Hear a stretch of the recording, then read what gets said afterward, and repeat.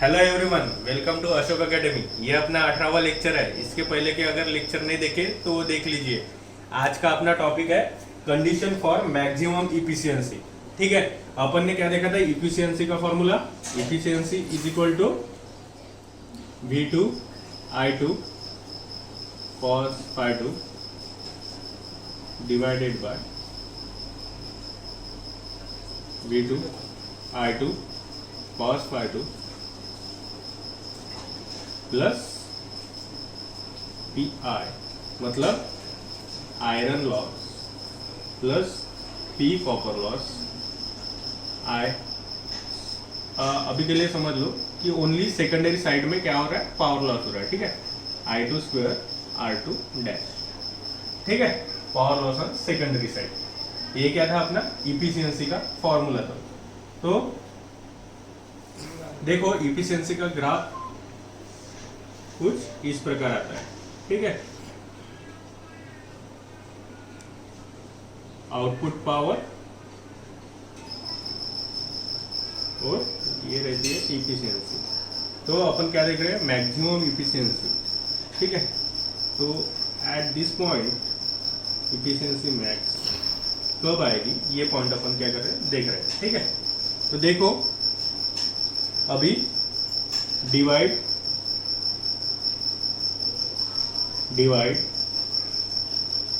both side, both numerator and denominator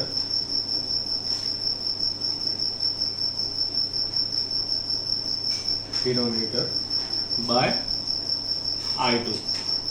क्यों? क्योंकि I2 load पे डिपेंड कर रहा है। ठीक है, इसके लिए पहले I2 से डिवाइड कर लो। तो क्या आएगी? इसको I2 से अगर डिवाइड किया तो फिर V2 cos phi 2 divided bye V2 cos phi 2 plus PI divided by I2 plus यहाँ पे क्या आएगा? I2 R2 dash. यहाँ पे स्क्वायर था, 1I2 कैंसिल हो जाएगा। ठीक है, ये समझ में आ गया step. Divide by numerator and denominator by I2। ठीक है, अभी कंसीडर करो for constant secondary terminal voltage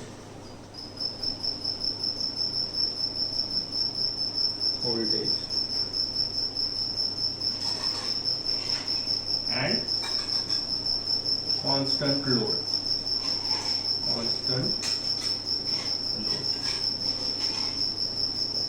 मतलब देखो, सेकेंडरी वोल्टेज और अपन ने क्या लिया? लोड कांस्टेंट लिया। लोड कांस्टेंट मतलब क्या है? पावर फैक्टर क्या हो जाएगा? कांस्टेंट हो जाएगा। और ये V2 भी क्या लिया अपन ने? Constant, for constant secondary terminal voltage. ठीक है, अभी देखो ये क्वांटिटी क्या हो गई? कांस्टेंट हो गई, कांस्टेंट। ठीक है, ये भी क्वांटिटी कांस्टेंट हो गई। अभी जो अपना इफिशियंसी है, ये फंक्शन किसका हो गई? सेकेंडरी करंट, बराबर है। आयरन लॉस तो अपना कांस्टेंट है, इसके बाद सेकेंडरी रेजिस्टेंस भी क्या है? कांस्टेंट है। तो फिर अपने इफिशियंसी किसका फंक्शन हो गए? Secondary terminal voltage I2। ठीक है, तो फिर अपने को मालूम है, मैथ में पढ़े होगे आप, अगर इफिशियंसी की मैक्सिमम वैल्यू चाहिए तो डिनोमिनेटर की वैल्यू कैसे होनी? डिनोमिनेटर की वैल्यू कैसे होने को ना,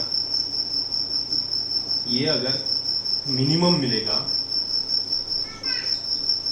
तभी अपनी इफिशियंसी मैक्सिमम मिलेंगे ना, बराबर है कि नहीं? डिनोमिनेटर मिनिमम रहेगा तभी अपनी इफिशियंसी मैक्सिमम हो जाएगी। देयरफॉर इधर देखो, therefore for maximum efficiency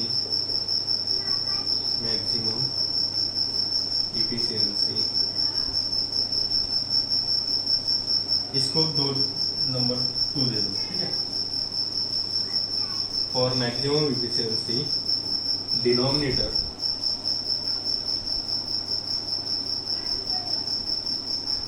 of equation 2 should be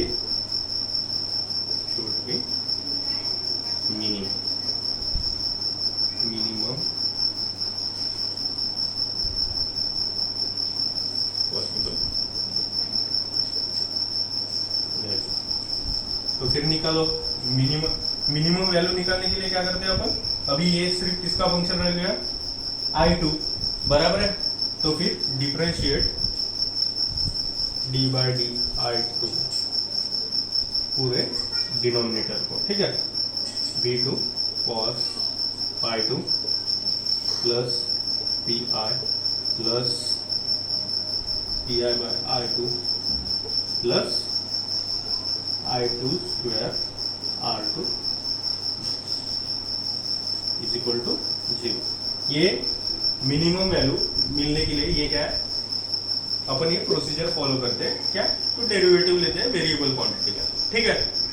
अभी आपको समझ में आ गया होगा कि V2 और cos phi 2 अपन ने कांस्टेंट क्यों किया, ताकि अपन ये एक्चुअली किसका फंक्शन है ये निकाल सके, ठीक है।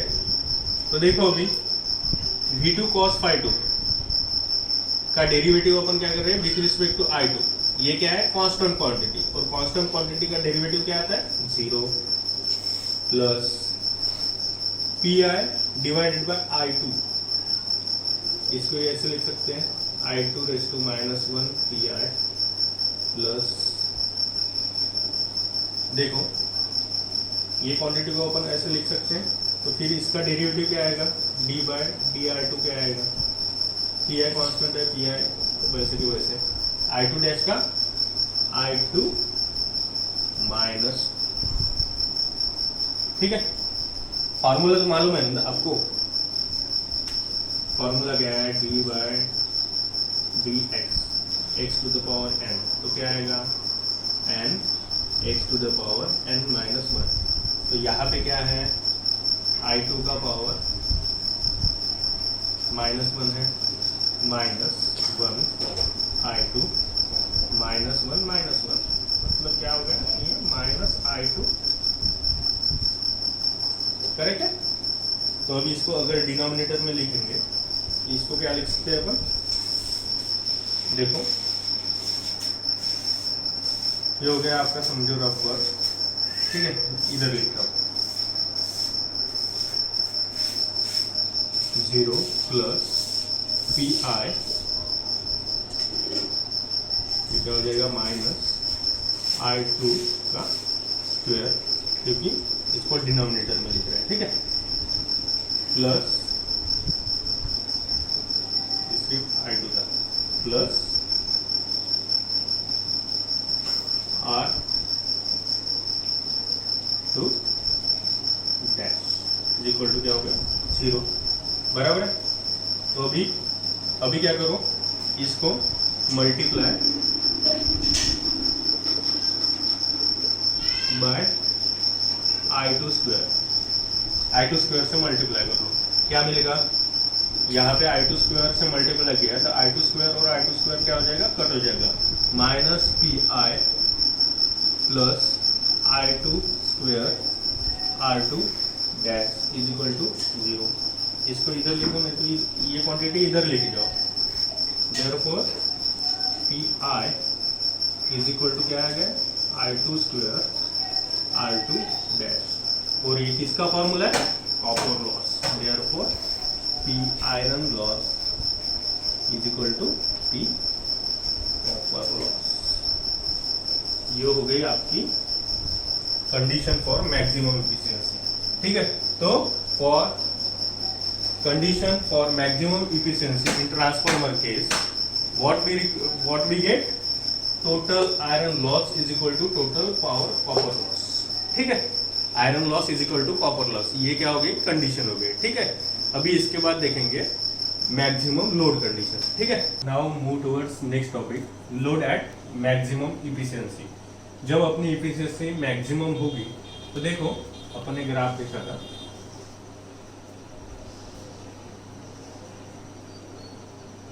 ठीक है, यहाँ पे था आउटपुट पावर, यहाँ पे थी इफिशियंसी। ठीक है, इसके पहले अपन ने देखा है efficiency maximum. For maximum efficiency के लिए कंडीशन क्या है, copper loss is equal to iron loss. ठीक है, PCU is equal to PR, ये अभी देखा है अपन ने। तो फिर अपने को output power KVA at load क्या करना है, निकालना है। ठीक है, ये अपन पर्टिकुलरली इसमें नहीं करेंगे, लोड एट मैक्सिमम इफिशियंसी। ठीक है, तो देखो लेट KVA मैक्स इंडिकेट करता है full load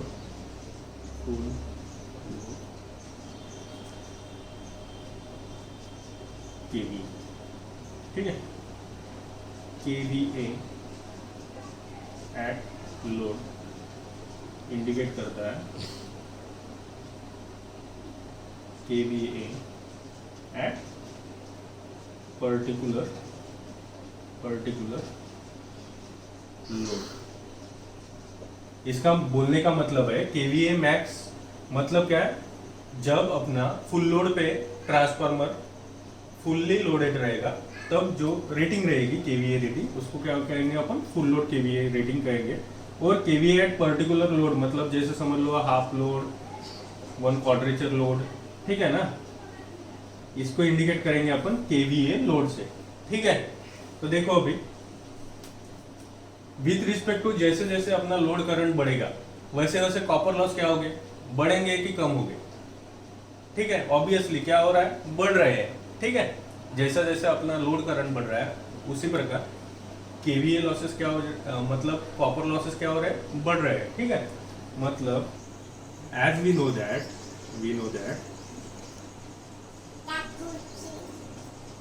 no that copper loss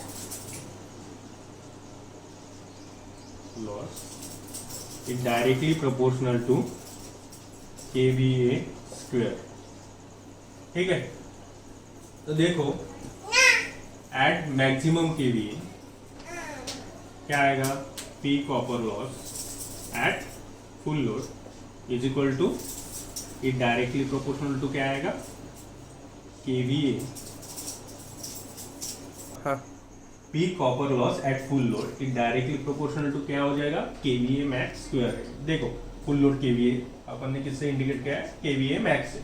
ठीक है, तो similarly P copper loss at particular load is directly proportional to KVA load square. समझ लो, इसको 1 लो, इसको 2 लो। ठीक है, तो अपन ने अगर रेशो लिया तो फिर क्या हो जाएगा, P copper loss at full load upon P copper loss at particular load is equal to, इसका रेशो लिया है ना। ठीक है, तो क्या हो जाएगा, KVA मैक्स का स्क्वायर अपॉन KVA लोड का स्क्वायर। ठीक है, तो देखो कॉपर लॉस यार, P copper loss at full load is equal to, अपने को क्या निकालना है, P copper loss at load निकालना है। ठीक है, तो ये ऊपर लो, मतलब वो इजी कैलकुलेशन हो जाएगा। ठीक है, P copper at load is equal to KVA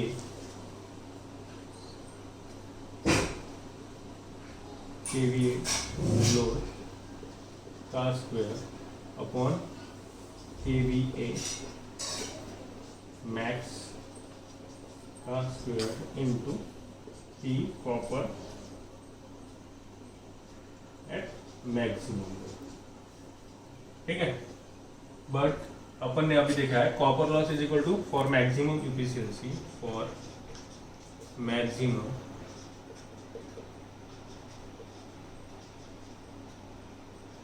efficiency P copper loss is equal to क्या है, पी आई, मतलब copper loss is equal to क्या है, आयरन लॉस। तो ठीक है, यहाँ पे फिर आयरन लॉस रखो, P iron loss is equal to KVA at load square upon KVA at maximum square into